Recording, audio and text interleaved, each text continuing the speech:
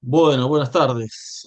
La Buenas. idea es contemplar un misterio, el misterio de la acción de Dios a través de la Virgen María en América Latina.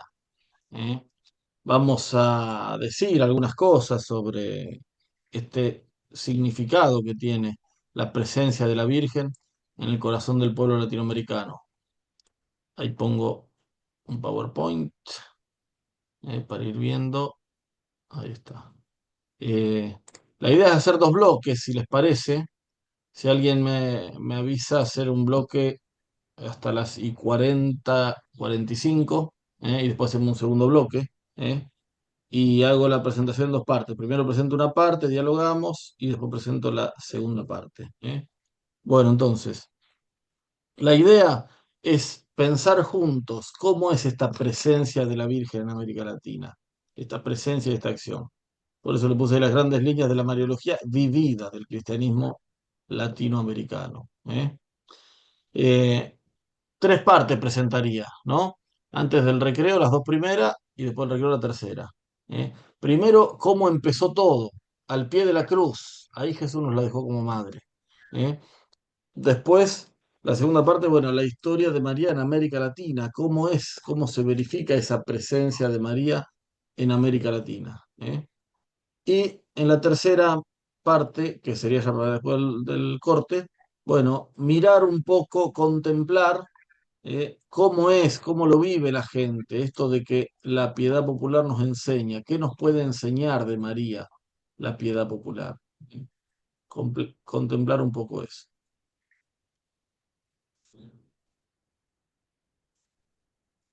Me desapareció la pantalla.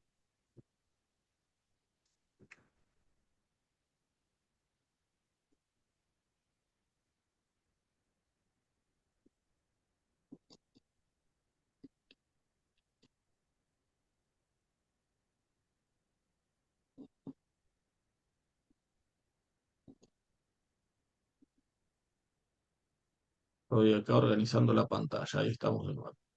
Bueno, entonces le decía, primero ir al comienzo de todo, al pie de la cruz. Si queremos ir a la raíz de lo que pasa con la Virgen en América Latina, tenemos que remontar más de 2000 años de historia, hasta aquella tarde del Calvario, que nos describe el capítulo 19 del Evangelio de Juan. Poner nuestros ojos en Cristo, muriendo en la cruz, en su hora suprema, cuando, como dice Francisco, sufría en su carne el dramático encuentro entre el pecado del mundo y la misericordia divina. En esa, su hora, que por fin había llegado, pudo ver a sus pies la consoladora presencia de la madre y del amigo. Fue así que antes de dar por consumada la obra que el padre le había encomendado, Jesús le dijo a la madre, mujer, ahí tienes a tu hijo. Y después le dijo al amigo amado, ahí tienes a tu madre. Estas palabras que dijo Jesús al borde de la muerte no expresan primeramente una preocupación piadosa hacia la madre. No se trata solo de que María tenga un nuevo hijo que cuide de ella. Estas palabras son, ante todo, una fórmula de revelación. Eso dicen los biblistas que estudian la Biblia, dice que hay lugares de la Biblia donde hay fórmulas de revelación, ¿no? Son expresiones que se usan en la Biblia para revelarle a alguien el misterio de una especial misión salvífica que se le encomienda. El caso típico es cuando Jesús le dijo a Pedro, tú eres Pedro, y sobre esta piedra, eres piedra, sobre esta piedra edificaré mi iglesia. Bueno, tú eres Pedro, ahí tienes a tu madre, le está encomendando una misión. A María le encomendó la misión de ser madre de todos los creyentes. Nos estaba regalando Jesús a su madre como madre nuestra. Fíjense que en el relato de Juan dice que solo después de hacer esto dijo, todo está cumplido, como que tenía que hacer eso para cumplir toda su obra. Al pie de la cruz fuimos engendrados como hijos de la Virgen. Cristo, que al ser elevado en la cruz nos atrae a todos hacia sí, nos envía hacia ella. Ahí tienes a tu madre, nos dice. Él nos envía. Vamos a María porque Él nos manda. Ahí tienes a tu madre. Por eso el Papa Francisco dice, al pie de la cruz, en la hora suprema de la nueva creación, Cristo nos lleva a María. ¿Eh? Bueno, eso que comenzó esa tarde del Calvario se fue desplegando en la historia durante estos 2000 años de historias, de muchísimas maneras, de muchísimas maneras. Dios la eligió a María para que acompañe el camino de cada cristiano. ¿Eh? La acción de María no se limita en lo que hizo en su vida terrena. Desde el cielo la Virgen sigue trabajando por la salvación de los hombres. Trabaja como madre, con amor materno. ¿Qué hace una madre? Ustedes acá muchas, si no todas, son madres. ¿Eh? ¿Qué hace una madre? Cuida y reúne a sus hijos. Ese es el trabajo que tiene la Virgen desde el cielo. Cuidarnos y reunirnos.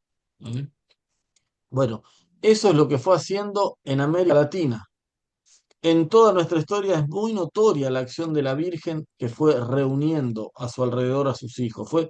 Ella fue conformando los pueblos que hoy forman América Latina. Miles de pueblos en América Latina llevan su nombre. Juan Pablo cuando vino acá dijo que acá se da una particular presencia de la Madre de Dios en América Latina, no lo dijo en México eso. Por eso la llamó Tierra de la Nueva Visitación. Así como la visitó Isabel, América Latina tiene una nueva visitación, ¿no? Por eso podemos decir que América Latina es tierra de la Virgen. ¿Eh? Para comprender qué significa la Virgen en nuestro continente, tenemos que pensar que Latinoamérica es, como dijeron los obispos de Puebla, una originalidad histórico-cultural. Es algo nuevo. América Latina es un pueblo nuevo que nació en la historia en el siglo XVI. ¿Eh?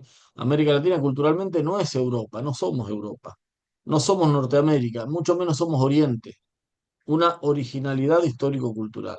Bueno, este modo original de vivir la vida que tenemos los latinoamericanos se fue gestando lentamente, durante 5 siglos. Decía yo que empezó en el siglo XVI. Conocemos, ¿no? La dolorosa historia de la conquista, del despojo de los primitivos habitantes de esta zona. Ubiquémonos por un momento donde comenzó todo, ¿no? Siglo XVI, Imperio Azteca. El indio tenía su vida totalmente organizada, tenía un orden social, tenía ritos que le aseguraban que el sol volvería a salir al día siguiente. 1519 llega Hernán Cortés. Ahí tienen un primer contacto con los españoles. Primero tienen un breve periodo de diplomacia y después son dominados por la fuerza, a sangre y fuego. En poquísimo tiempo el imperio se desploma, un imperio enorme que se cayó como un castillo de naipes. Todo el orden social se cayó, se rompió el universo simbólico del indio. No era ser conquistado por otra tribu, eso pasaba siempre, sino ser destruido su universo simbólico, totalmente destruido. ¿Eh?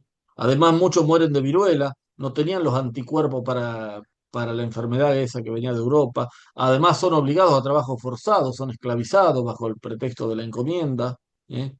Estos primeros aborígenes, los primeros dominados, estaban en una situación de soledad y orfandad que es muy difícil de imaginarnos para nosotros, sobre todo orfandad, pensemos en esa palabra.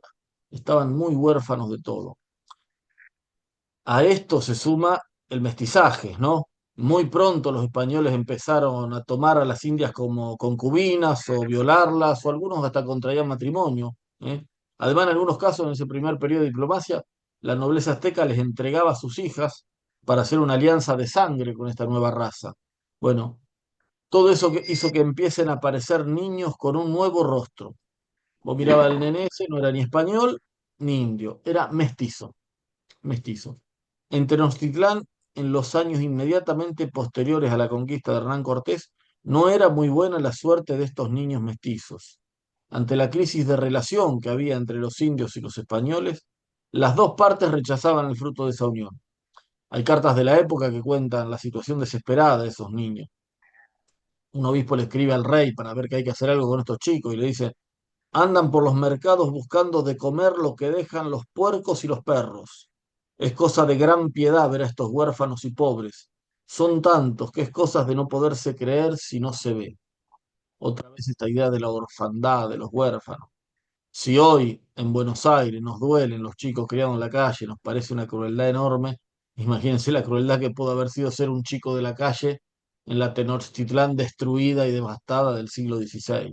Bueno, en ese contexto de dolor, de orfandad, aparece la Virgen de Guadalupe. 1531, a un indio pobre y sufrido llamado Juan Diego. ¿Y qué rostro elige la Virgen para manifestarse? ¿Qué rostro elige? Un rostro nuevo, el rostro mestizo, el rostro de estos niños abandonados, de los más sufridos. Así llega la Virgen a América Latina, como madre de los últimos, de todos, pero especialmente los últimos, en una situación de mucha necesidad de arraigo, de mucha orfandad, viene la Virgen mostrando ese rostro materno, y especialmente a estos niños que tanto sufrían, le dice, no se turbe tu corazón, no estoy yo aquí que soy tu madre, trae el consuelo y trae todo el rasgo maternal del amor de Dios, y viene como madre de los últimos. Los estudios históricos además muestran que después de la aparición de la Virgen de Guadalupe se incrementó notablemente el número de bautismos. Un cronista de la época cuenta que eran tantos los que venían al bautismo que los ministros que bautizaban muchas veces les acontecía no poder alzar el brazo. ¿eh? El bautismo le daba al indio un lugar en el orden social, el último lugar, pero tenían un lugar. ¿eh? El bautismo lo reconocía como persona, como hijos de Dios, representó un reconocimiento de su dignidad, un reconocimiento que no tuvieron los indígenas de las colonias inglesas y por eso los exterminaron. Acá los esclavizaron, sí, pero no los exterminaron. El bautismo era una protección frente a eso. Y además, a una gente dominada y sufrida, el bautismo le caló hondo esa idea de que ante Dios somos todos iguales. Entonces es una semilla de dignidad muy fuerte. Por eso el indio, que miraba con recelo la nueva religión del dominador, aceptó a la Virgen como presencia maternal de la divinidad y aceptó el bautismo como signo de la radical igualdad ante Dios. A partir de estos dos valores, la Virgen y el bautismo, este pueblo nuevo, formado con indios, después con mestizos, después vinieron negros, después criollos pobres, este nuevo pueblo fue encontrando un modo propio de pararse ante la vida, un estilo de vida que no copió la religión del invasor, no la copió, tomó el núcleo de la fe cristiana y la vivió de otro modo. Ante las grandes preguntas de la existencia, de dónde viene la vida, hay vida después de la muerte, etcétera, asumió las respuestas que da el cristianismo. Nació un cristianismo nuevo, un cristianismo con rostro latinoamericano, donde la Virgen tiene un lugar central. ¿eh? Francisco enseña en Evangelio Gaudium que el cristianismo no es monocultural, ¿no? Que tiene tantos rostros como culturas en los que se fue encarnando estos 2000 años. Bueno, en América Latina el cristianismo encontró un nuevo rostro.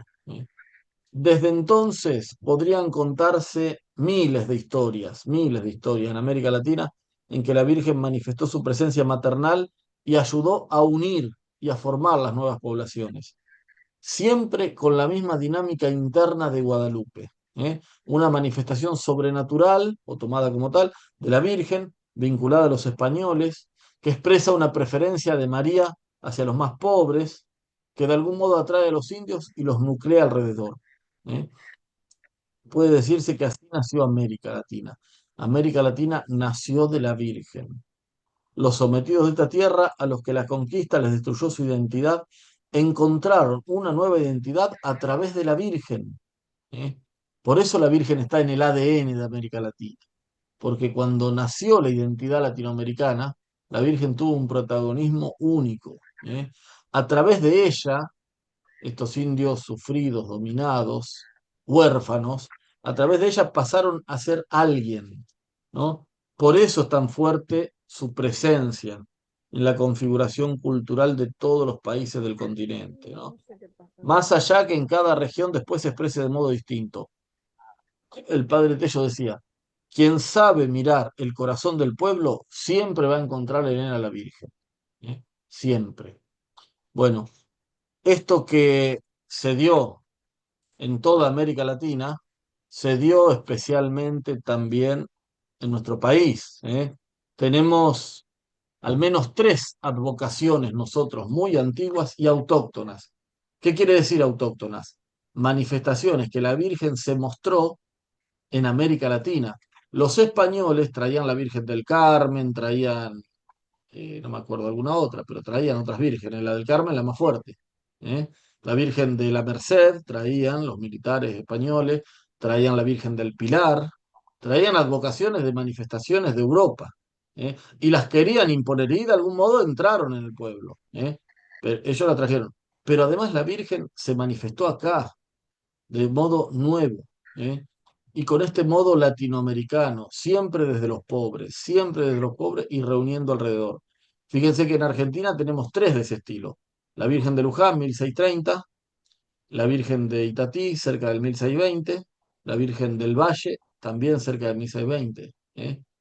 En los tres casos lo mismo. En Itatí a partir de los indios de una reducción, en Choya, en el Valle de Catamarca, también a partir de unos indios, en Luján, a partir de unos troperos que llevaban a la Virgen a una carreta, que eran contrabandistas, más que probablemente, digamos, con bastante certeza, porque eran lo que hacían en esa época. Buenos Aires en 1630 vivía, la fuerza económica era del contrabando, y el camino ese era del contrabando. Bueno, ellos, cristianos sencillos, troperos, contrabandistas, vieron que la carreta no se movía e interpretaron en su sentido de fe que la Virgen quería quedarse ahí. ¿eh? Hoy uno va a Luján, 400 años después, mira todo lo que ve, lo único que ve desde hace 400 años es esa virgencita, esa imagencita que está arriba en su trono en la basílica. La Virgen quiso quedarse, hace 400 años que la Virgen está en Luján. Bueno, tenían esa interpretación fue comprobada por la historia, ¿no?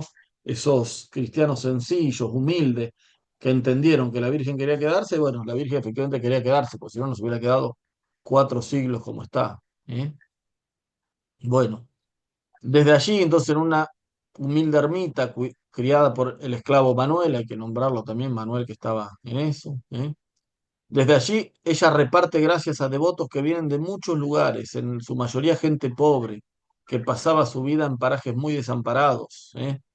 Al amparo de ese calor de madre se va nucleando un pueblo, formado sobre todo por humildes campesinos. Ustedes saben que tenemos la imagen de la Virgen de Luján, que esos rayos atrás, que significan los rayos del sol, esa rayera, tiene una frase escrita, ¿no? Así, cuando uno la lee. Y dice, es la Virgen de Luján la primera fundadora de esta villa. Ella es como que fundó la villa y alrededor se nuclearon todos. Bueno, se puede decir también que la patria se formó también alrededor de la Virgen de Luján. Se puede decir la primera fundadora en ese sentido. Siempre desde los pobres y siempre desde la dinámica de un cristianismo popular. Fíjense que el milagro de la Virgen de Luján es 1630 y en 1680 hay un cura de Buenos Aires, el padre Montalvo, que se está muriendo de enfermedad y le promete a la Virgen irse a morir o vivir en su compañía. Quiere morir ahí en Luján y si ella le da vida se va a quedar y irse ahí en Luján para trabajar por ella. 1680 o 1685, no sé, pero ya la Virgen hacía 50 años que estaba ahí con el negro, con los campesinos, y recién ahí iba el primer cura a instalarse. El padre Montalvo se curó, porque el negro Manuel también le hizo la curación, ¿eh? y se, se quedó ahí, y bueno, y ya se creó como viceparroquia la capilla de Luján. ¿Por qué es importante esto? Porque cuando la iglesia llega, ya estaba moldeada la devoción a la Virgen de Luján con la dinámica propia del cristianismo popular. ¿eh? Bueno, esto es más o menos una introducción para decir estas cosas, estas dos cosas que yo dije al principio. Primero, Jesús le dio la tarea a la Virgen de ocuparse en la historia de nosotros. Cuando dijo, ahí tienes a tu hijo, ocúpate de ellos. Hace 20 siglos que la Virgen se viene ocupando de muchísimas maneras. Bueno, en América Latina, hace 5 siglos se viene ocupando de una forma muy especial, especialmente en el origen de América Latina, de esta cosa nueva que es América Latina, con estas advocaciones tan autóctonas, tan originales. El tercer punto del que yo quiero hablar, prefiero hablarlo en el segundo bloque, pero es de qué aprendemos mirando la piedad popular. Pero en este bloque me gustaría escucharlos un poquito a ustedes, saber qué dicen de todo esto.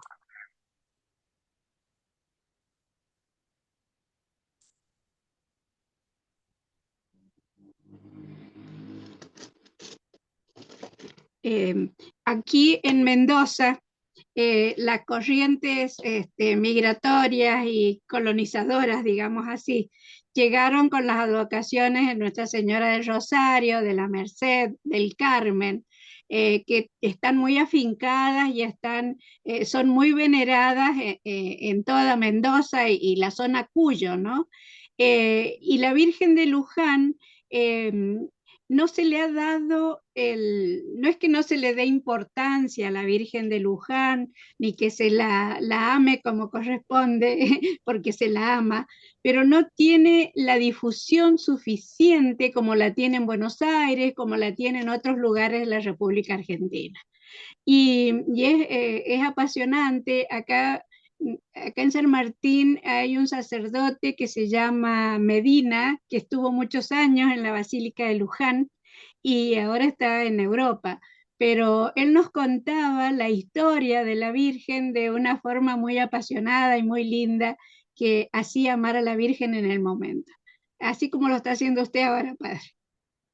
Nos Bueno, está introduciendo en ese amor profundo de la tierra hacia la madre. lo que dice usted es importante para ver que cuando nosotros decimos Argentina, sabemos que se fue conformando la Argentina y que son distintas Claro, regiones. Lo que hoy conocemos como Argentina no era en esa época. Bueno, la Virgen de Luján tuvo mucha influencia en la región pampeana, toda la región pampeana, ¿eh? Y después todo el noroeste, la Virgen del Valle, fue una cosa muy fuerte, además de vírgenes autóctonas, ¿no? Y el noreste, toda la Virgen de Itatí. Pero bueno, la Argentina es más que eso, y está la Patagonia, y está Cuyo, ¿eh? Y habrá vocaciones autóctonas. No conozco, por ejemplo, la historia de la Virgen de la Carrodilla en Mendoza, hermosa. pero bueno, es una vocación ahí autóctona. Bueno, Sí, habrá también esas vocaciones autóctonas. Pero después está bien, los españoles que vinieron, eso no lo dije, eran muy marianos, muy devotos de la sí, Virgen. Entonces trajeron mucho la Virgen. Y trajeron fuertemente estas vocaciones, el Carmen, la Merced, Pilar capaz que no está tanto en Argentina, pero el Carmen y la Merced están muy metidas. Y no sé si hay alguna otra que se me esté escapando de las más tradicionales que trajeron los españoles. sí. Acá ingresaron por Chile. Desde Chile fueron traídas a esta zona de Exactamente. A ver, Cuyo. Cuyo fue colonizado de otra forma, era una capitanía de Chile. Sí, ¿Eh? sí, Eh, Nosotros tenemos en la conformación de Argentina dos grandes corrientes migratorias, la que viene del NOA, desde el Alto Perú, que se sí, fundó Santiago del Estero, madre de ciudad, la primera ciudad, y después Juan de Garay, que viene por el Río de la Plata, funda Asunción y después funda Buenos Aires. Y son dos corrientes colonizadoras. Bueno, Chile pertenece a otra corriente que viene, Cuyo pertenece a otra corriente que viene de Chile. Bueno, eso deja exacto. huellas en la cultura de los lugares. Sí.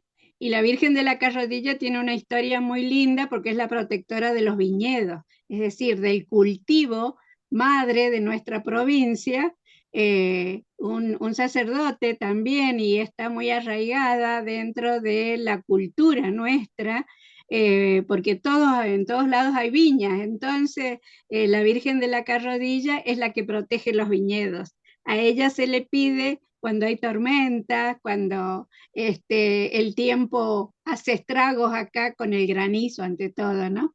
Entonces, los frutales y la viña son muy dañados, no solamente en el año que ocurre, sino en años posteriores, porque queda por 1 o 2 años más el daño en las vides. Así es que la Virgen de la Carrodilla acá se la invoca muy seguido también y en la fiesta madre nuestra de la vendimia del trabajo, no puede haber fiesta de la Virgen de la vendimia sin la Virgen de la Carrodilla, que Bueno, sale peregrina. eso nos trae otro tema interesante. Sobre todo en América Latina, a la Virgen la relacionan mucho con la necesidad de lo cotidiano. En América Sí, Latina a la Virgen, los santos, con lo concreto, lo cotidiano. Bueno, dependemos de las viñas y hay que cuidarlas. Bueno, confiamos en que la Virgen las cuide y le ponemos eso, ¿eh?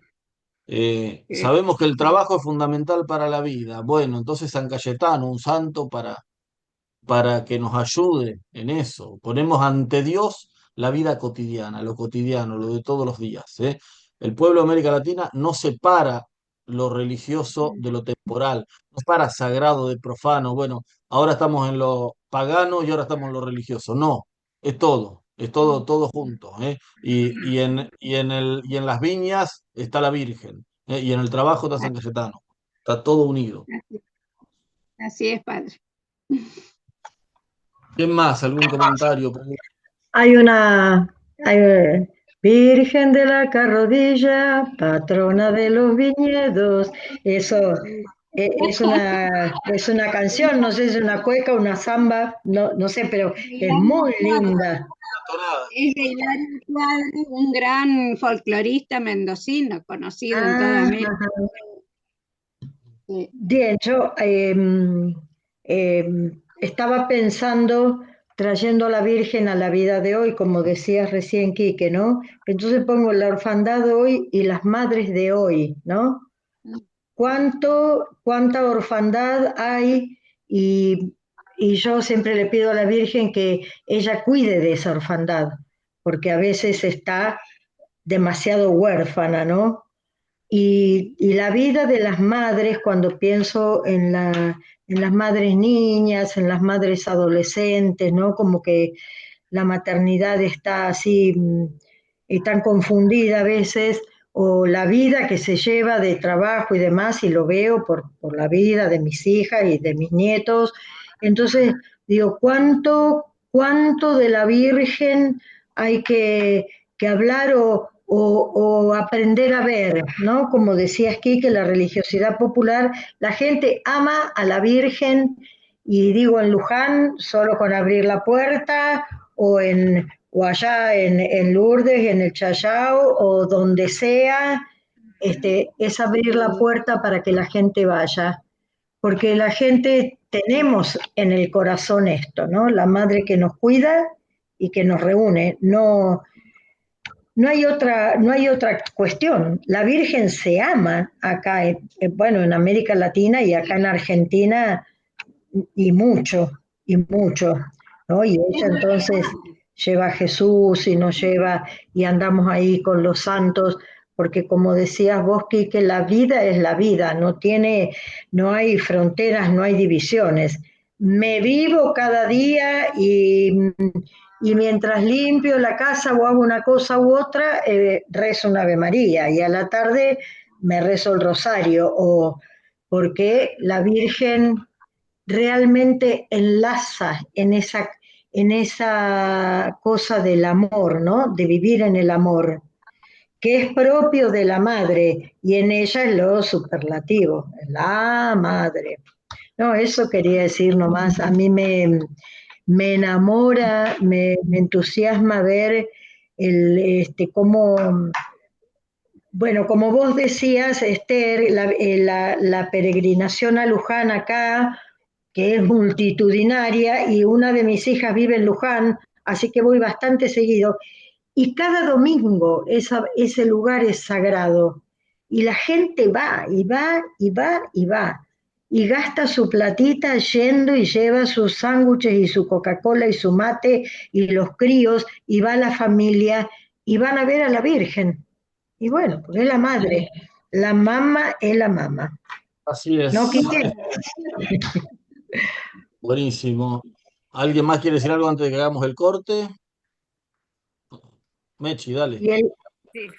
Quería decir que la Virgen de los que trajeron los salesianos, María Auxiliadora, en el sur es muy fuerte, ¿no? Sí, sí, el tenés sur. razón. Ya llegó en el siglo XIX, pero bueno, ¿qué pasa? Los salesianos fueron a la Patagonia y de ahí se extendió mucho. Y bueno, y después todos los lugares tuvieron los salesianos, ¿eh? Pero sí, sí, es otra vocación muy fuerte, ¿no? ¿Cómo? Acá también la devoción a María Auxiliadora sí, pero sin embargo también tenemos nuestra peregrinación a a una localidad que se llama Centenario, que es para la Virgen de Luján, que es anterior, siempre se hace el fin de semana anterior a la de Luján en Buenos Aires. Da muchísima gente de distintas parroquias y de comunidades cercanas y hasta de Río Negro vienen también esa peregrinación al santuario de Luján que está en la localidad de Centenario. Siempre Mirá que... está en la agenda. Sí, sí, sí, Si sí. bien María Auxiliadora, bueno, la patrona de Neuquén, pero la Virgen de Luján, Bueno, el vestidito de Luján es el de Luján. toda la Patagonia no es muy fuerte, toda, María Auxiliadora. María Auxiliadora, sí. A mí me resonaba esto del modo nuevo, que mirando por ahí la historia uno se remonta a tantos años atrás y sin embargo este modo nuevo se sigue como recreando actualmente, ¿no? Porque como que la Virgen quiere seguir manifestándose porque hay como apariciones más recientes, ¿no? Estaba pensando en Rosario del San Nicolás y estaba pensando en la Virgen del Cerrito de Salta y bueno, María del Espíritu Santo de Lanús. Y digo, bueno, son como más de hoy, pero son este modo nuevo, ¿no? Me llamaba la atención, me sonó, me hizo como, me resonó fuerte esto del modo nuevo. Y digo, bueno, poder estar como con los ojos y el corazón abierto a esto nuevo que la Virgen, digamos, se sigue queriendo quedar y apareciendo, eh, manifestando este cuidado y estas ganas de estar eh, cerca. Buenísimo. Sí, lo que hay que saber es que la Virgen está viva, es una persona viva con un corazón que late, que ama y busca caminos. Bueno, ¿qué dicen? ¿Venimos bien entonces con esto que queremos? Yo por ahí a veces me acelero un poco y pongo muchos contenidos y hay contenidos que hay que masticarlos, hay que destilarlos. Bueno, quedará para después también, ¿no? Sí. No, no se asusten si son muchas cosas así. Pero bueno, la idea original es, como les decía, contemplar el misterio de la acción de la Virgen en el pueblo de América Latina. Hemos visto cómo tiene que ver eso con la historia. Decimos que este modo espontáneo que tiene el pueblo sencillo de relacionarse con María es lo que le decimos piedad popular, ¿no? Bueno, la iglesia enseña que la piedad popular es un lugar teológico. No sé si han escuchado alguna vez esa expresión, ¿eh? Pero es una expresión técnica teológica muy importante, lugar teológico. ¿Qué es un lugar teológico? Lo que la teología llama lugar teológico son básicamente las fuentes donde se lo puede conocer a Dios. El lugar teológico por excelencia, ¿cuál será? La Biblia, ¿eh? La Biblia, ahí tenemos toda la fuente de todo. Pero hay otros lugares que podríamos llamar auxiliares, donde Dios manifiesta algún aspecto de su misterio de amor. En ese sentido, el modo espontáneo que el pueblo de América Latina fue encontrando en su historia para relacionarse con la Virgen puede enseñarnos mucho sobre Dios, sobre su acción salvadora. Hay que decir que nuestro pueblo conoció a la Virgen primero a través de la primera evangelización de los españoles, pero también la conoció vitalmente amándola en estos 5 siglos de historia, donde ella se fue mostrando como madre, en la relación, en el ida y vuelta, en el confiar en ella, en el que ella le cumpla, la fueron conociendo. Francisco dijo una vez, dice, si querés saber quién es María, preguntale al teólogo, pero si querés saber cómo amar a María, preguntale al pueblo, ¿eh? Eso significa que la comunidad, que la piedad popular sea un lugar teológico, ¿no? Que aprendemos más sobre la Virgen mirando lo que hace frente a ella el pueblo sencillo, ¿eh? Yo ahí puse la tapa de mi libro para hacer un chivo, de paso, está por salir este libro sobre la Virgen de Luján en la Mariología Popular del padre Rafael Tello, que es fruto de mi tesis de doctorado en teología. Yo quiero mostrar ahora, presentar 3 puntos de todo lo que hay ahí, 3 puntos nomás, de qué podemos aprender del pueblo en relación con la Virgen, ¿no? Primero, lo que significa ese saludo a la Virgen, una contemplación popular, lo que significa al mirarla cómo aprende la gente el Evangelio, y después otra cosa, Cristo y María son uno, están muy unidos, son una unidad, muy fuerte. Por eso el verdadero cristocentrismo no puede ser pensar a Cristo sin María, sino Cristo con María. ¿eh? Vamos con la primera parte, ¿no? La primera idea, ¿no? Esto del saludo a la Virgen, ¿no? Una expresión típica de la piedad popular mariana es saludarla a la Virgen, tocarla, besar su manto, persignarse, alumbrarla con una vela, ofrecerle flores, visitarla en un santuario, ponerse bajo su mirada. El documento de Aparecida, los obispos ponen expresiones muy bellas sobre lo que pasa en el corazón de los creyentes en un santuario. Yo ahí puse una de esas frases, hay varias. Dice, la mirada del peregrino se deposita sobre una imagen que simboliza la ternura y la cercanía de Dios. El amor se detiene, contempla el misterio, lo disfruta en silencio. También se conmueve, derramando toda la carga de dolor y de sus sueños. Un breve instante condensa una viva experiencia espiritual. El padre Tello decía que hay una contemplación muy honda en eso que en ese modo que tiene la Virgen, que tiene la gente, perdón, más sencilla de mirar y dejarse mirar por una imagen de la Virgen. Dice Tello que ese saludo de la gente está enraizado en el saludo del ángel, cuando le dijo a María llena de gracia. En ese saludo del ángel, Dios está expresando el gozo por la belleza de su criatura, cuando le dice llena de gracia. Lo mismo está expresando el pueblo. Ese saludo del ángel Gabriel a María tiene un sentido teológico muy hondo. Permítanme acá una digresión teológica para intentar penetrar un poco en este misterio, ¿no? Si uno se pone a contemplar, vamos a hablar de lo más profundo de la Trinidad, entonces siempre hablamos como un balbuceo, ¿no? Pero Dios Padre concibe al Verbo desde toda la eternidad. El Padre se expresa a sí mismo engendrando al Hijo, ¿no? Y como está fuera del tiempo, lo concibe como encarnable. Sabe que el Hijo se va a encarnar. Y entonces, en función de ese Hijo, ese Verbo encarnable, realiza la creación del mundo. Todo es creado para Él. Pero en un mismo decreto la predestina a María. ¿Se entiende? Si pensó al verbo encarnable, ya pensó una madre.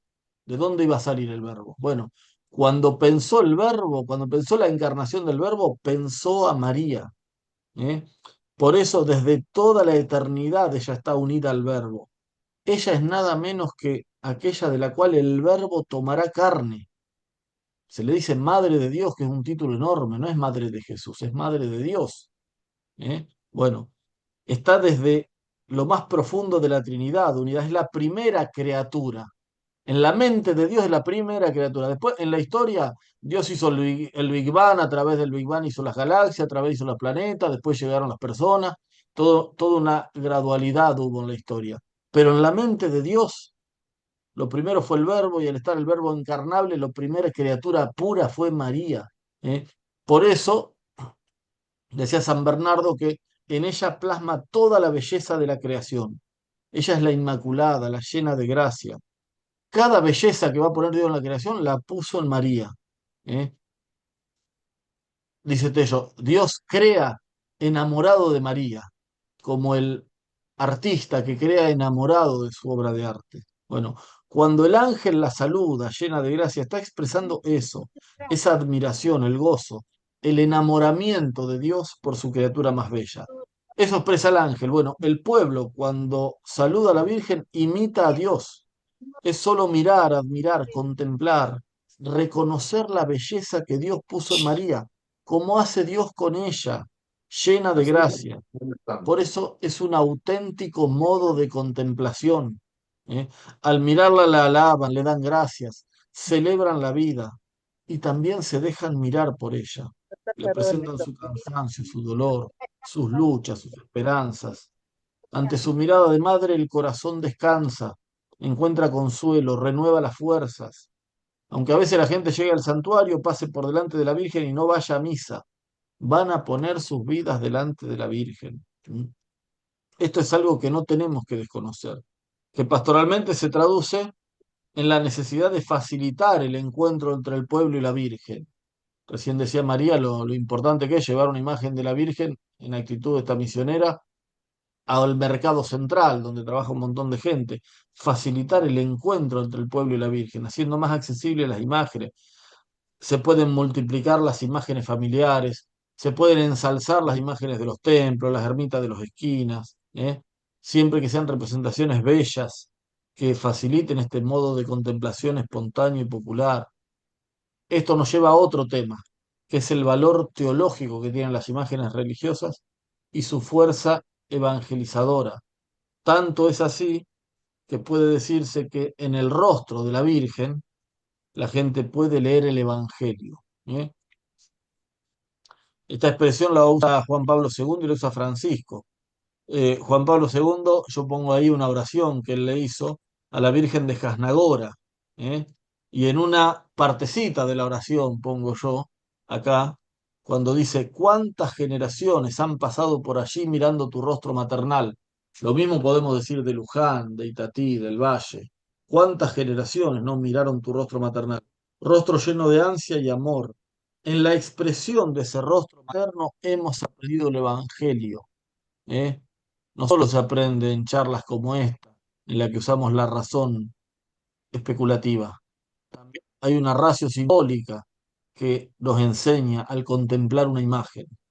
Hemos aprendido el Evangelio, dice San Juan Pablo II. Te doy gracias, Señora de Jasnagora, por todos los que han aprendido en tu imagen y siguen aprendiendo el gran misterio de la filiación divina, ser hijo de Dios. Por todos los que han aprendido y siguen aprendiendo esta dignidad del hombre, que no le puede ser arrebatada jamás en ningún momento ni lugar, ¿no? Francisco en Evangelii Gaudium 285 decía que en la imagen de la Virgen el pueblo lee todos los misterios del Evangelio. No podemos obviar en nuestras catequesis lo que nos enseña a mirar una imagen. ¿Eh? Para entender esto hay que hablar un poco sobre el sentido teológico de las imágenes. Tenemos que suspender cierto prejuicio. Nuestra sociedad tiene un sentido común que viene de cierto cuño protestante y viene cierto prejuicio hacia las imágenes y en una lectura muy literal del Antiguo Testamento, en realidad de algunas partes del Antiguo Testamento, ¿no? Cuando dice no te harás ninguna escultura, ni ninguna imagen de lo que hay arriba en el cielo. Bueno, pero en realidad después el mismo Antiguo Testamento dice que hay que hacer imágenes de ángeles. Lo cierto es esto, lo que cambió todo fue la encarnación. Eso cambió la economía de las imágenes, dice el Catecismo de la Iglesia Católica. Cuando Cristo se encarnó, se hizo representable. Se hizo representable. Yo le digo a alguno que no le gustan las imágenes, porque no, porque esto, qué sé yo, y le digo, a ver, si Jesús hubiera nacido en una época que le podían sacar fotos, y le hubiera sacado una foto, ¿no te gustaría tener una foto de Jesús como tener la foto de tu mamá, de tu abuelita, de tu pariente? ¿Cómo no va a querer tener la foto? Bueno, Jesús apareció en la carne, en la materia, entonces se hizo representable. Por eso, ya desde los primeros cristianos se los representa con figuras representativas, con representaciones figurativas.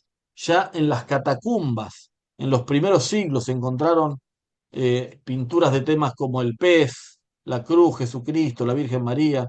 La catacumba de Santa Priscila, hay un fresco de la Virgen con el niño que data de mediados del siglo II. Fíjense que pronto, ¿no? Es tal vez la imagen más antigua de la Virgen que se conozca.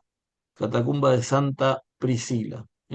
Bueno, también en esos siglos primero apareció un movimiento que consideraba que todo uso de imágenes era idolatría. Se lo llamó los iconoclastas. En el año 787, el concilio de Nicea trata el tema y condena la postura de los iconoclastas y desarrolla una teología de la imagen de la que vivimos hasta el día de hoy, ¿no? Este concilio dice que es bueno venerar las imágenes porque cuanto más se contempla la imagen, más se mueve la persona que contempla hacia el original en ella representada, ¿no? La enseñanza clásica de este concilio es el honor que se da a la imagen se dirige al original. ¿Eh? Bueno, recién María decía cómo le abrían paso a una imagen de la Virgen como si fuera la Virgen misma. Bueno, porque saben que es una imagen, pero ese honor no queda en el yeso, ese honor se lo están dando a la Virgen gloriosa que está en el cielo. ¿Eh? Quien venera una imagen venera a la persona en ella representada, ¿no? La imagen no se venera por sí misma, sino por lo que representa. ¿Eh?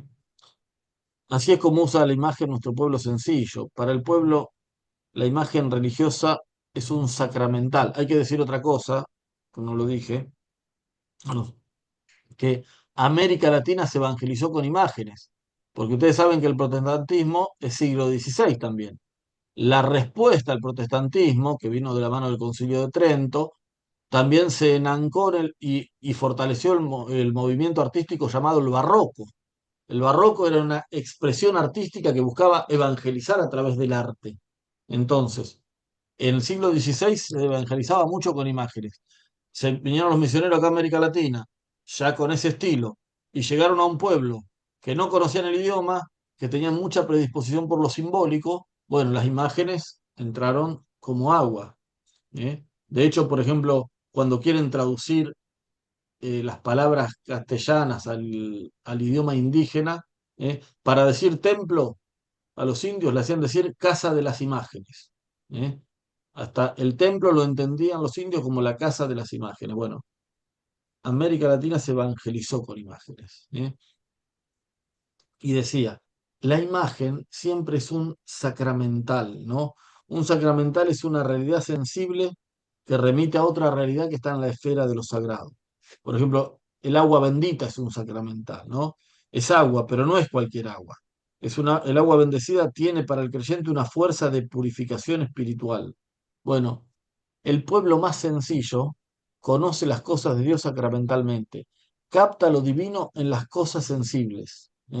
Al pueblo más sencillo le gusta mucho lo sacramental, y le gusta ser bendecido, le gusta ser rociado con agua bendita, le gusta ver pesebres vivientes, ahora que se nos viene la Navidad, le gusta tener imágenes. Bueno, por eso un sacramental significa que la imagen nunca es un adorno, siempre es una presencia. Hay una presencia de María en la imagen. No es presencia real como la de la Eucaristía, seguro, no es el mismo tipo de presencia de la Eucaristía, pero sí es una presencia simbólica, y es una presencia sacramental. ¿Eh? Cuando uno ve las intensas muestras de cariño que la gente tiene frente a algunas imágenes, no puede menos que pensar que viven esto que enseñó la Iglesia, ¿no? Que el honor que se da a la imagen se remite al original. Por supuesto que sin saber explicarlo con estas palabras, ¿no? Para eso estamos nosotros, no le corresponde a la gente explicarlo. Entonces, este gusto de la gente por las imágenes está inserto en la gran tradición de la Iglesia, y es algo que nuestro pueblo recibió en la primera evangelización. ¿Eh? Por eso decía yo que América Latina se evangelizó con imágenes. Bueno, y las imágenes, al ser una presencia de lo divino, también sirven para conocer los misterios de la fe, de un modo que le resulta fácil a la gente de cultura popular, ¿no? Quienes expresan su fe a través de la piedad popular generalmente son personas que no se manejan con conceptos abstractos. ¿Eh? El Papa Francisco enseña, dice que la piedad popular, dice que la piedad popular no está vacía de contenidos, sino que los descubre y los expresa más por la vía simbólica que por el uso de la razón instrumental. La vía simbólica, contemplar el símbolo, la imagen, les hace amar más a la Virgen. ¿Eh? Podemos pensar que hay como dos caminos para obtener conocimiento. Uno a través de conceptos que buscan explicar en forma abstracta la realidad. Es lo que estamos haciendo ahora. Si nos entendemos es porque yo estoy esgrimiendo y hilvanando conceptos y ustedes los van metiendo adentro y más o menos nos entendemos y hablamos. Ese es un camino de conocimiento, ¿no? Este es un camino muy valorado por la racionalidad moderna y la verdad que dio muchísimo fruto en el desarrollo de las ciencias. Pero hay otro camino, en el cual se entiende a través de símbolos, de realidades concretas que remiten a algo que las trasciende. Es un camino más sapiencial, más de sabiduría, que viene de sabroso, más sápido, más vital. Incluye los sentimientos. Toda la naturaleza en ese camino, toda la vida cotidiana es un libro siempre abierto para conocer. Todos transitamos ambos caminos para descubrir las verdades que configuran nuestra existencia, ¿no? Pero Mm. también hay que reconocer que los más humildes tal vez por el contacto inmediato que tienen con la naturaleza. Ellos se manejan más con símbolos que con conceptos abstractos. Esto es importante tenerlo en cuenta para entender la piedad popular y para poder aprender de ella y para poder acompañarla, ¿no? Que no sepan explicar doctrinalmente, conceptualmente una doctrina cristiana, no quiere decir que no tengan fe, sino que tienen una fe que la viven y la expresan según otro modo.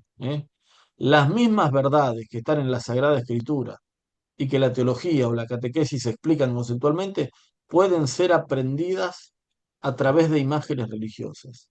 Una imagen dice más que 1000 palabras. Esta comparación entre la escritura y las imágenes, hay una cosa que me llama la atención, qué interesante, anecdótica, ¿no? Pero una imagen de la Virgen que se veneraba desde el siglo VI en Europa, ¿eh? Se creía que había sido pintada por San Lucas y Ah, se sí. creía que San Lucas era pintor de iconos, que era pintor, ¿eh? Porque había una analogía, así como nos contó a Cristo escribiendo con palabras del Evangelio, también nos cuenta a Cristo pintándolo y pintándola a María. El mismo que era escritor era pintor. Bueno, porque eran dos vehículos, la palabra escrita, la pintura, para transmitir el Evangelio, ¿no? Por eso digo que una imagen dice más que 1000 palabras. Mirar un crucifijo, contemplarlo con amor, nos dice que Jesús murió por todo, nos dice que su amor es más fuerte que la muerte. Contemplar la ternura del rostro de una imagen, piensa en la Virgen de Itatí, que si algo se caracteriza a la Virgen de Itatí por la ternura de su rostro. Bueno, nos habla de la providencia maternal de Dios, nos hace pregustar la fiesta del cielo, el rostro tierno y bello de la Virgen. Bueno, esto es importante tenerlo presente para acompañar la piedad popular. El último tema, y después hablamos un poquito, el último tema. El verdadero cristocentrismo es Cristo y María. Son uno, son inseparables. ¿eh? Que el hombre no separe lo que Dios ha unido. Eso es una verdad teológica muy honda que podemos aprender de la piedad popular mariana. La Virgen es una especialísima colaboradora de Jesús. Ella no es un santo más, ni un buen ejemplo de cristiano. Es madre de Dios. De su carne se tomó carne la encarnación. Su función no es equiparable, por ejemplo, a la de San José. ¿eh? Ella tiene un puesto singular en la obra de la redención. El concilio dice, hablando de la Virgen, dice cosas hermosas, el capítulo 8 de la Lumen Gentium del concilio sobre la Virgen, dice que cooperó en forma enteramente impar a la obra del Salvador. Y que esto lo hace sin menoscabar en nada la función mediadora de Cristo. No le hace sombra. La Virgen no le hace sombra. Si pensamos que darle importancia a la Virgen le hace sombra a Cristo es porque no entendemos el amor de Cristo. No entendemos el amor de Cristo. ¿eh?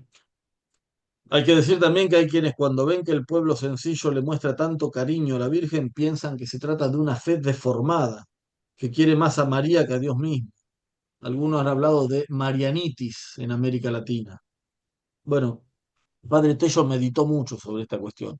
Él no creía que este afecto del pueblo por la Virgen estuviera fuera de quicio, ¿no? Más bien lo que veía era que el pueblo, al amarla tan intensamente, estaba mostrando que percibía, que entendía, por gracia de Dios, una verdad de fe muy importante, que es esta: la Virgen María está indisolublemente unida a Cristo. Para el pueblo, Cristo solo no existe, como tampoco existe la madre separada del Hijo. Esto es algo doctrinalmente ortodoxo y que no siempre entienden los que juzgan que el pueblo ama excesivamente a la Virgen. ¿eh? Por eso Tello dice que en la tradición de la Iglesia, Cristo y María son uno, así entre comillas, ¿no? Por supuesto que mantiene que son personas distintísimas. Una es creada, la otra es increada. Y de ningún modo esta unidad la entiende como una unidad ontológica, menos aún como una unidad hipostática. Aún así, Cristo se ha unido a todos los hombres que son miembros suyos. Cristo es un unum con su iglesia. En el Evangelio de Juan dice que todos sean uno. ¿eh? Bueno, en primer lugar, de modo eminente, se ha unido a la Virgen María, a la llena de gracia, a esta que fue, como dice el concilio, enriquecida desde el primer instante de su concepción con esplendores de santidad del todo singular. ¿Eh? En 1854, Pío IX declaró el dogma de la Inmaculada Concepción. Bueno, y ahí dijo que, que Dios estableció con el mismo decreto el origen de María y la encarnación de la divina sabiduría. Lo que decíamos hace un rato, ¿no? Cuando lo pensó encarnable, pensó en María. Bueno, acá se dice con término más teológico. En un mismo decreto, ¿eh? Dios determinó el origen de María y la encarnación. ¿Eh? Cuando Dios mira a Cristo y determina que Cristo existe en ese mismo momento, dice Tello, en el mismo acto intelectual con que lo ve y lo determina a Cristo, la ve y la determina la Virgen. Dice Tello, Cristo no existe en la mente de Dios, que es el modo principal de existir, sin la Virgen. Cristo lo que es según la concepción de Dios. Todo lo que es Cristo es lo que Dios ha concebido y ha querido para Cristo. Y Dios ha concebido a Cristo junto con María. Por eso, dice Tello, yo digo la fórmula, Cristo no existe sin María. No existe en la mente de Dios. No existe el concepto mismo de Cristo ungido como mediador sin María. ¿Eh? Dios, al elegirla para darle carne al Verbo, asumió libremente con ella una ligazón irrevocable, indestructible y en adelante eterna, la relación única. Tanto es así que la veneramos como madre del mismo Dios. Es un título enorme, Madre de Dios, ¿no? Lo decimos cada vez que rezamos el Ave María, Santa María, Madre de Dios. No es solo Madre del hombre Jesús, es Madre de Dios. Bueno, es tan singular esta unión entre Cristo y María que sin María no puede entenderse cabalmente el misterio de Cristo. Pensar que una persona puede llegar a Dios uniéndose a un Cristo aislado de María sería caer en un falso cristocentrismo. ¿Eh? El verdadero cristocentrismo es Cristo y María. Juan Pablo II, tenemos ahí el lema de él, no sé si lo conocen, lo más grande, Mm. que está dando con Juan Pablo II, lo conocen, totus tus, le decía todo, todo tuyo, ¿no? Nadie va a dudar del cristocentrismo de Juan Pablo II. Bueno, en su escudo personal pone ese todo tuyo, referido a María. ¿Eh? Es importante esto para no entender, para no juzgar mal las expresiones de piedad popular. No podemos andar como esos padres inmaduros que le dicen al chico, ¿a quién querés más, a papá o a mamá? ¿Eh? Eso es no entender el amor, no entender el amor. Al querer a la madre están queriendo al hijo. ¿Eh? Bueno, lo mismo pasa cuando escuchamos las expresiones de cariños desbordadas, ¿eh? Que parece que están tratando a la Virgen como si fuera Dios. ¿Eh? El cardenal Newman, inglés, que defiende todo esto frente a los ingleses, dice, en una parte dice, cuando habla de las exageraciones que tiene la gente hacia la Virgen, los ingleses estaban escandalizados de las exageraciones de los italianos y los españoles. Y dice, bueno, empecemos diciendo esto, dice, yo no daría mucho por un amor que nunca exagerara. El amor tiene que exagerar de vez en cuando. ¿Eh? Bueno, cuando vemos todas esas exageraciones que tiene la gente, ¿eh? Tenemos que saber que la gente no se maneja con conceptos abstractos. No es que sean ignorantes, conocen de otro modo. Para nosotros es fácil decir, Dios es creador, María es criatura. Son conceptos metafísicos que podemos entender y separar, pero mucha gente no tiene esos manejos, esos conceptos metafísicos. Si yo voy a querer entender desde ahí, no voy a entender lo que les pasa en el corazón. El pueblo lo que siente es que María y Cristo están profundamente unidos y no lo expresa con conceptos abstractos, lo expresa simbólicamente con sus prácticas, con su devoción. Cuando dicen Dios y la Virgen, siempre a flor de piel, siempre el Dios y la Virgen, Dios y la Virgen. Bueno, están expresando eso. ¿Mm? Bueno, esto para pensarlo, entonces esta unidad entre Cristo y María. Y lo último, a modo de conclusión, pensar en lo que nos dice Francisco, convertirnos al pueblo. ¿Eh? Aprender del pueblo cómo la ama a María. Ahí está Francisco en diversas expresiones de piedad popular. Cuando él llegó, los primeros meses, yo me acuerdo haber leído un artículo que decían los italianos, el Papa está desempolvando antiguas prácticas de piedad. Claro, en Europa estaban casi perdidas de algún modo, o no como se viven acá. Y Francisco, por ejemplo, en esa que vemos que quisiera tocar la Virgen de Guadalupe, les hizo un lío bárbaro. La primera misa que hizo de Guadalupe, les hizo un lío bárbaro a los ceremonieros porque estaba lleno de florero al medio, los hizo correr todo para llegar hasta ahí. Después que han aprendido, se la dejan más accesible la imagen, ¿no? Y fíjense cómo toca con la cuestión de la Virgen de Luján o con la Virgen de Aparecida, cómo le da un beso. Bueno, Francisco nos llama a eso, a convertirnos al pueblo, a aprender del pueblo para ver cómo ama a María, para poder amar más a María.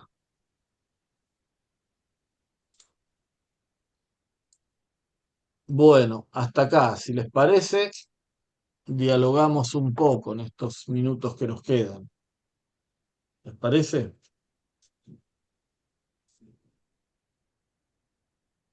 Sí, a mí, hola, Quique. A mí me gusta pensar ¿Qué tal, cómo... Marcelo? Se te escucha muy despacio. Bueno, hablo más fuerte. A ver si puedo ponerlo más fuerte. ¿Me escuchan ahora? Si hablo fuerte, sí. Ahí está. Dale, a ver. Denme un segundo. No sé cómo se hace esto. Bueno, Puede ser que Está tenés dos bien, micrófonos. está bien. sí. Te acercaste, escucho. Bueno, hablo más fuerte. ¿Me escuchan? Dale, dale, ¿Sí? ahí se te escucha, dale. Escucha perfecto. Bueno, no, pienso, ¿no? Como esto que estás diciendo, como nos estás dando tantas verdades que tienen 500 años de historia. Entonces, pensar en el plan de salvación y la fuerza que tiene este misterio de la piedad popular en todo lo que se están corriendo el velo, ¿no? Y todo lo que trae a sumar a todo lo que hemos vivido un poco alejados o no con los ojos abiertos frente a estas realidades. Y esto me da la impresión de que también tiene que ver con todo el concilio y todo el trabajo de nuestros obispos que hicieron todo el camino hasta Aparecida y bueno, y la presencia de Francisco con este corazón lleno de todo esto, yendo al mundo a hacerlo, ¿no? Como lo estamos haciendo nosotros acá, él lo está haciendo también a su manera, presentando esta realidad tan fuerte de la religiosidad popular, de la piedad popular hacia el mundo. Y me acuerdo también palabras que vos decías, que cómo Dios trabajaba en la fe de los sencillos de una forma distinta que la nuestra. Y eso era así. Y fue así, porque esto es una tarea de Dios en su plan de salvación, de cómo fue acompañando y formando junto a María de una forma muy especial el continente americano, que mariano y contemplativo, y nos está dando todas estas realidades que nos vienen maravilloso. Como también nosotros, cuando nos juntamos, también sabemos que aportamos nuestra parte de nuestra realidad con ellos y se hace algo muy fecundo, muy encuentros lindísimos. Así que bueno, me encanta cómo lo cerraste, ¿no? Con la presencia de Francisco besando imágenes y todo eso, porque creo que es una de las cosas más fuertes que llevó Francisco, ¿no? Y el sentido de su papá. Veo por la fuerza que tiene todo esto que se vive en Latinoamérica, en el fin del mundo, como decimos. Como dice Marcelo, digamos, todos los cimientos de entender esto de esta manera los pone el concilio. Cuando la iglesia se replantea su relación con el mundo y dice, no, la iglesia es una relación de servicio, servidora del mundo, y empieza a verse a sí mismo distinto y a verse ya no tanto como una estructura solo jerárquica que tiene para enseñar y para santificar a los demás, sino como un pueblo. Bueno, y entonces hay riquezas que se despliegan en el pueblo que hay que empezar a mirar. Bueno, desde ahí vino esta valorización de la piedad popular y a partir de ahí entender más a la Virgen y a su lugar en la redención, mirando cómo el pueblo la ama. ¿Eh? Que no sé si es clave del concilio. Bueno, y América Latina hizo un camino especial que con Francisco llega a la Iglesia Universal. Buenísimo.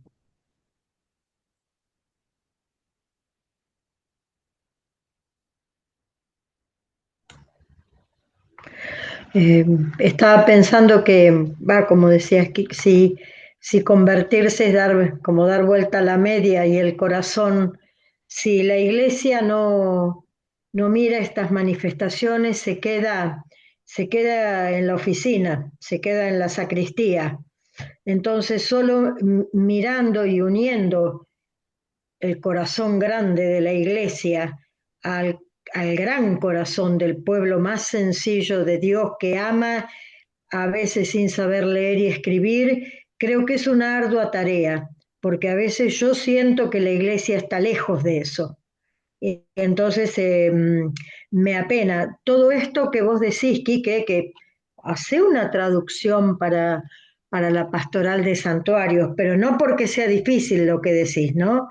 Pero con, no sé, con más ejemplos, con todo esto de lo sacramental. Los sacramentales son parte de la vida de la gente, de la vida. Si te bendigo, hijito, cuando salís, si está el agua bendita ahí para mí, para el vecino, para el enfermo. Hay tanto para ver y copiar que yo siempre digo, deseo poder rezar como reza la gente, sin nada intelectual, porque bueno, si lo único que nos salva el amor y es el pedido, solo desde el amor construimos un mundo de amor, así que yo siempre pienso que la iglesia tiene mucho para mirar, ¿no? Todo esto histórico que vos contás, que a veces se sabe solo desde lo intelectual. Y creo, hay otra charla que diste, Quique, que yo preparé, no sé, que la presentó en Bursaco o algo así, con Eduardo Brusa, que ahí tenía una serie yo de preguntas como para hacerte, algún día te las mando por WhatsApp, donde Allá, se habla, ¿no? no me acuerdo ahora, pero puede ser. Sí, sí. Claro, esto, ¿no? Lo de primera, lo de segunda, el mundo está contaminado, pues las cosas de Dios que no se contaminen así. Somos todos de primera porque somos todos producto del amor y el corazón de Dios, seguramente. Lo que decís, Pochi, de la iglesia, Francisco dice, sueño con una misión misionera capaz de transformarlo todo. ¿Eh? Francisco dice, hay que, y somos, la iglesia somos todos más que nunca en esto, digamos, no hay que caer en la tentación de decir, ah, por fin Francisco dice, por fin viene un papa que dice lo que yo quiero, que los demás cambien y yo sigo igual. No, todos tenemos que dejarnos interpelar, ¿eh?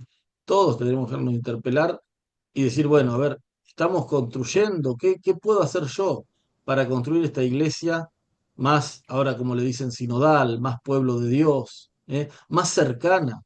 Yo creo que a todos nos duele que la iglesia sea lejana de un montón de situaciones de sufrimiento, situaciones existenciales.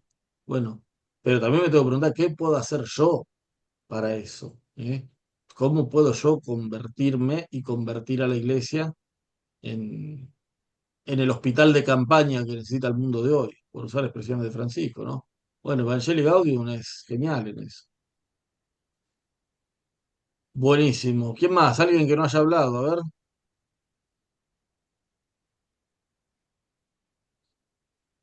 Alguien que no haya hablado, que no tenga vergüenza. Esther está queriendo hablar, pero está muteada. No se escucha, Esther. Ahí está. Dale. El Papa Francisco también nos dice que tenemos que ser evangelios vivientes.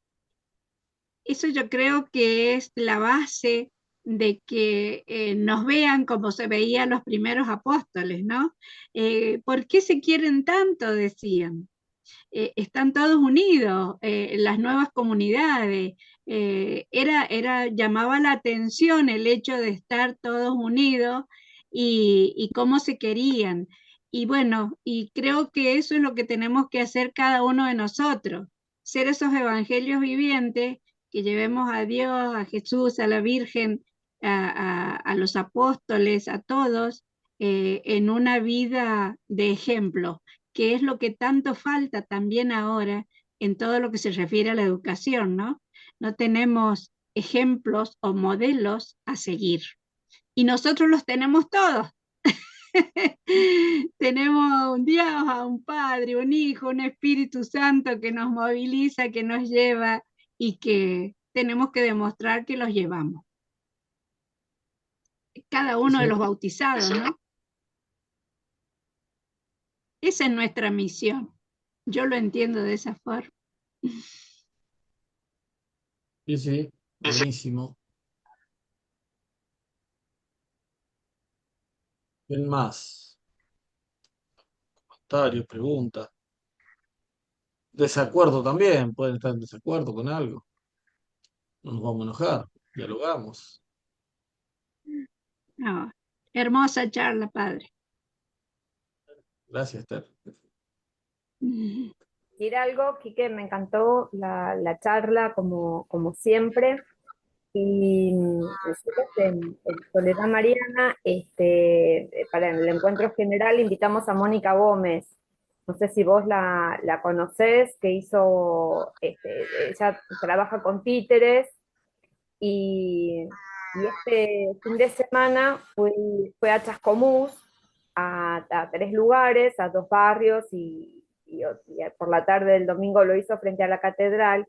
Y esto de las imágenes, ¿no? Y me acordaba lo que Fernando Gil nos enseñaba de la forma de evangelizar de los primeros misioneros que vinieron a estas tierras. Él me decía que en los atrios de las iglesias se hacían estas representaciones, ¿no? Y que esa era una forma de transmitir el evangelio también. Obviamente, como dice Esther, con la vida, con el amor en la comunidad, pero también de esa forma, ¿no? Y pensaba, ¿no? El títere como esa imagen que cobra vida, con la música, con un texto que conmueve, con gestos. Mónica hizo pasar al niño y todos le fuimos dando un beso. Y realmente fue algo muy, muy, muy emocionante porque dejó de ser eso un muñeco, ¿no? Y representaba, digamos, de alguna manera, porque chicos y grandes todos estaban emocionados porque en la historia que ella iba relatando, nos fuimos metiendo, ¿no? Con el texto, con la música, con los movimientos. Entonces también pensaba que bueno encontrar, por ahí no son nuevas, porque ya si la usaron los primeros cristianos que vinieron a estas tierras, pero bueno, que también ser creativos en las formas en las cuales la iglesia comunica, esto es lo que a ver si estoy balbuceando, ¿no? En la forma en que la iglesia comunica, por ahí no de esa forma doctrinal, como decís vos, porque por ahí esa llega a algunos, pero de esa forma vivencial, me parece que, o al menos es lo que yo pude ver que provocaba en las personas que estaban ahí participando del- de esta representación del Adviento, ¿no? O el pesebre, como vos decías. Buenísimo, ¿no? Lo que vos decís, viste, yo dije al pasar esto de que en el siglo XVI estaba el barroco que buscaba evangelizar a través del arte. ¿Eh? El atrio era eso conocemos el atrio, nosotros no tiene, para nosotros, no sé para qué sirve el atrio, para chusmear después de la misa un rato ahí con los amigos. ¿Eh? Bueno, era para eso el teatro, era para el teatro, era para hacer los autos sacramentales, le llamaban. ¿Eh? El auto sacramental que más historia tiene y que quedó hasta el día de hoy, es bien popular, es el pesebre viviente. ¿Eh? En la gran mayoría de las parroquias es el pesebre viviente. Después el Via Crucis viviente. Bueno, son formas plásticas de anunciar la fe. En eso hay que ser creativo o hay que darle espacio a los creativos, digamos, porque a veces lo más fácil es hacer una charlita, hablar de doctrina. Eh, bueno, darle espacio a los creativos, ser creativos para anunciar el evangelio a través del arte. Puede ser el teatro, puede ser los títeres, puede ser un montón de cosas. Bueno, el mismo cine. ¿Sí? Pero sí, está bueno eso.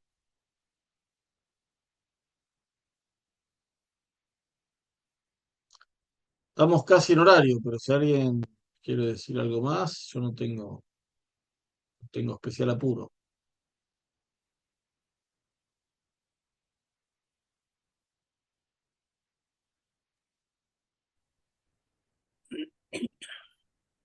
Quique, una cosita.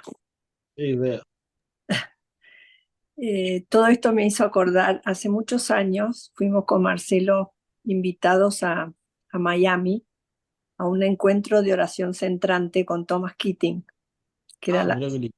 que era la primera vez que se reunían era una comunidad latina. Y bueno, en la presentación todo fue siempre muy cristocéntrico.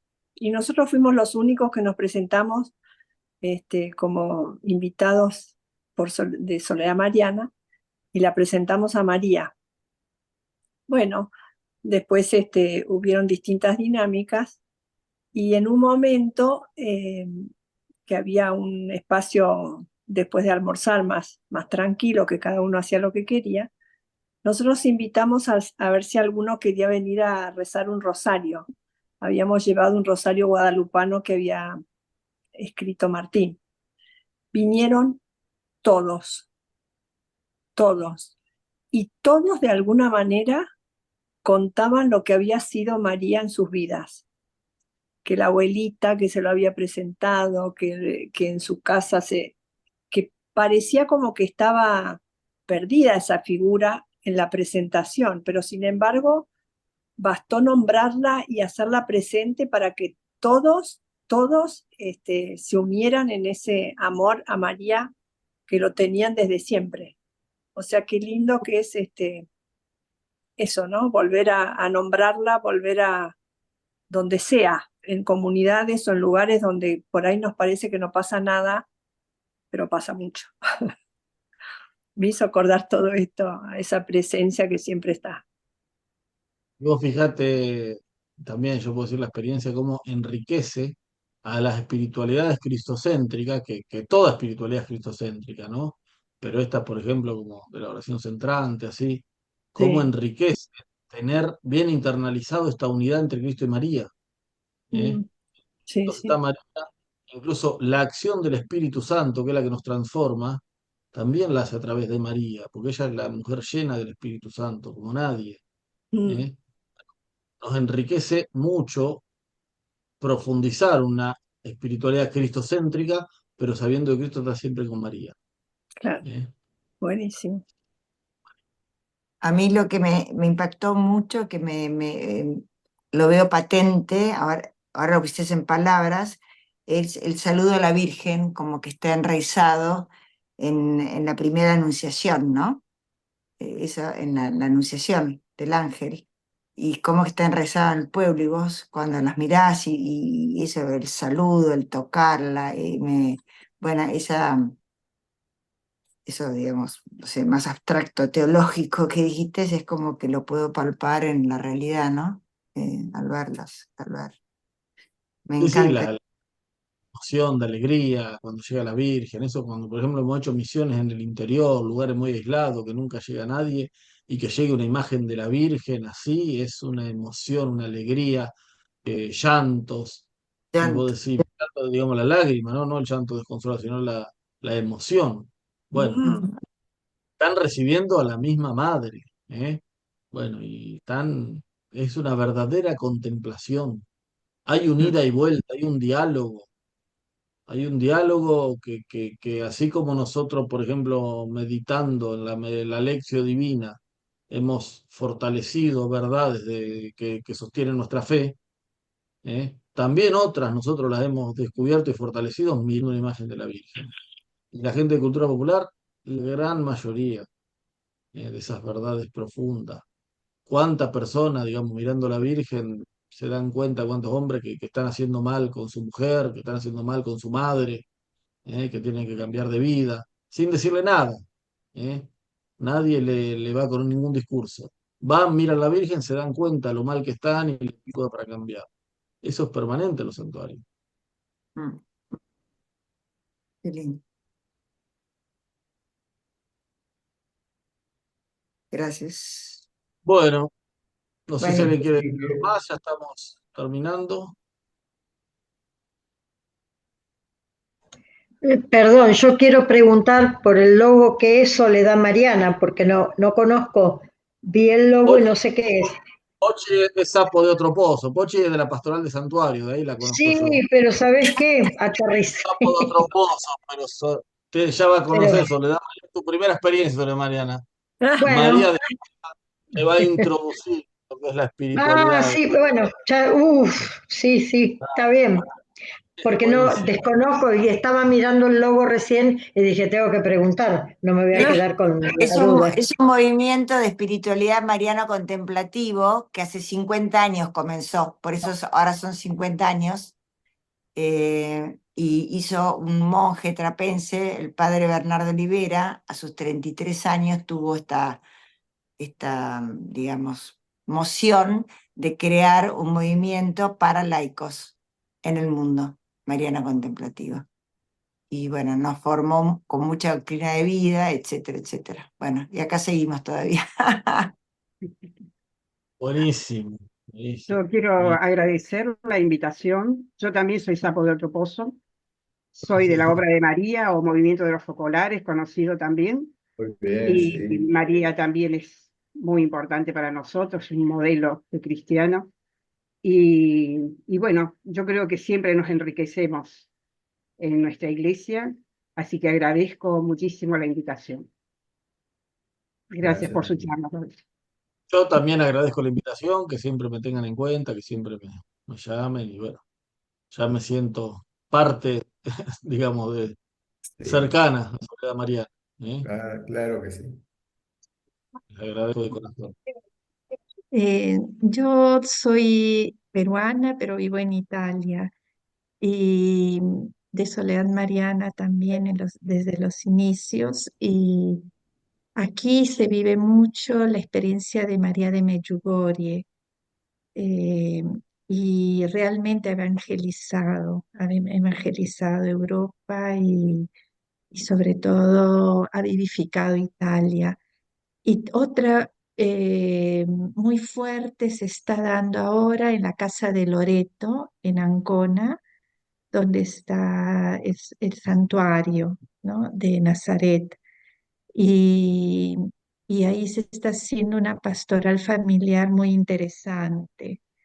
Y otro punto fuerte es en Pompey, la Virgen del Rosario. Eh, Veo que en el sur hay mucha devoción popular, ¿no?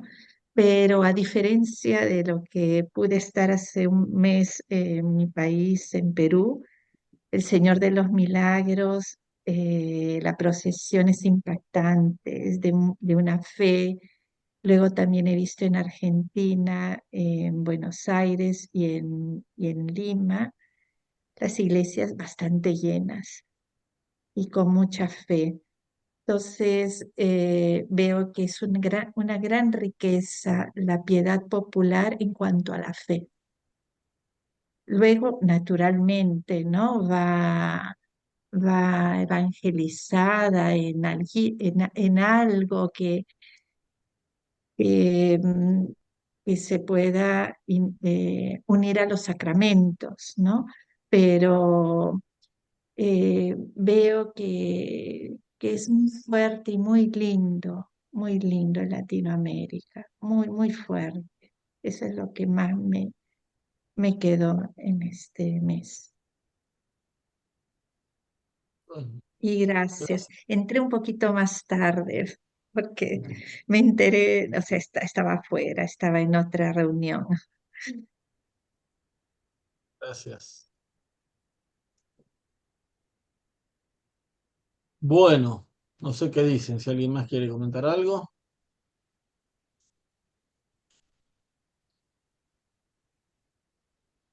Bueno, cerramos con una Ave María, ¿les parece? Bien. ¿Por qué no nos contás cuándo sale tu libro? Bueno, si Dios quiere, en diciembre. En Bueno. diciembre es el libro con Editorial Ágape sobre la Mariología latinoamericana, justamente. Qué bueno.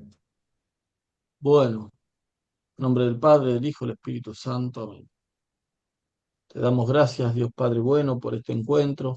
Te pedimos que nos sirva para que tu Espíritu nos mueva cada vez más a amar más a la Madre de Jesús y amarnos más entre nosotros. Dios te salve María, llena eres de gracia, El Señor es contigo. bendita tú Bendita tú eres eres entre todas las mujeres. entre Bendito es el fruto de tu vientre, Jesús.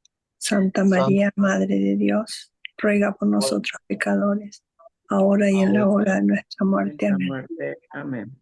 Que el Señor esté con ustedes. Y con tu y espíritu. con el Espíritu. A la Virgen los bendiga Dios que es Padre, Hijo, Espíritu Santo. Amén. Amén. Amén. Bueno, seguimos en contacto. Gracias. Vale. Muchas Mil gracias, Quique. Quique. Gracias. Muchas gracias por Muchas la gracias. invitación. Beso a todos, buena noche. Beso, Adiós. Pochi. Espero vernos pronto. Chao, Mariucha, sí. Ya nos vamos a ver. Dale. Dale. Beso.